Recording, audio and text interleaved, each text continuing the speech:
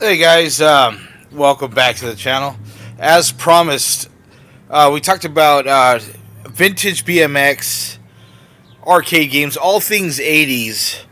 I know there's some things on my channel that aren't really 80s, but today I had talked about that one of the things that we were going to do on this channel was talk about vintage BMX bikes and what those things meant. And if you're an X gamer, if you rode bikes back in the days, if you ride bikes, if you ride BMX bikes today, there was a lot of prerequisites to what we have now.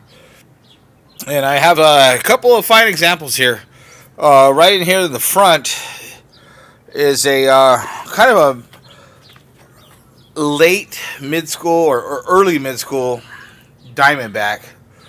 It's got the skyways on it. We got the aftermarket CW bars. It's got the SR neck. The coffin seat clamp. Obviously, it's missing some parts. This is my latest build. This will be probably the last one I'll build, or maybe not. But right here, over here, we have a dyno. That's a mid school. Again, it's got the Tough Wheel 2s on it, chrome ollie frame, Bose bars. It's got a GT piston. It's got the multi-piece cranks, GT cranks, dyno frame and forks. Over here, there's a 1983 GT Nora Cup. If you guys look, if you guys know, and this is for the old school BMXers, this front here, you see that hub. It's an aluminum hub, and then you'll see the reproduction hub, and that's got silt bearings in it. And over here, the power light, power. This is the one that I actually kind of rode. At this point, it's a collectible now. But guys, if you love X Games, BMX, if you know who like Matt Hoffman and Tony Hawk and well, Tony Hawk's really a skateboarder, but it didn't matter if you rode skateboard or bike. You were kind of the same, and it's just this is a small piece of my collection of these vintage racing bikes.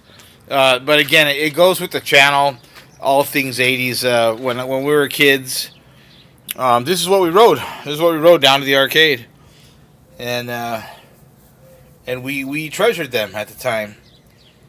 You know, they were. Prior to this, I mean, you had a kind of a the Schwinn's, the old Schwinn, kind of looked like a beach cruiser. You know, I was so thankful to kind of have lived through that part of BMX history, and I know there's a lot of us out there that are kind of holding on to these, and they mean a lot to a lot of people.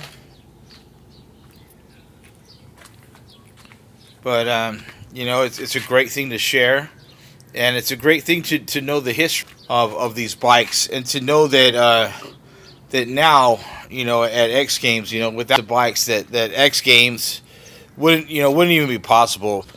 The skyway rims were one of the first to be able to take like park riding. You know, if of these rims, they were light enough and they were strong enough to take the park riding. They can't take, you know, by, you know, today of riding. We can't, you know, you can use them, but